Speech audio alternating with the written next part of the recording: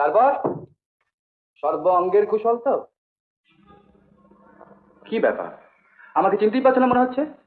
আরে আমি শ্রী প্রশান্ত কুমার রায়, আমার ছদ্মনাম শ্রী অভিজিৎ চৌধুরী, আমার বাবার নাম শ্রী বি.কে. রায়, লখনৌতে বিরাট ইন্ডাস্ট্রিয়ালিস্ট। ওগো, শুনছো? আমাদের উঠোনে একটা সাদা হাতি ঢুকে পড়েছে। দেখছো, একটা এই নিয়ে ব্যস্ত রয়েছি। লখনৌ থেকে। তো গ্রামাফোন কোম্পানি চিঠি পেয়েছিস বুঝি?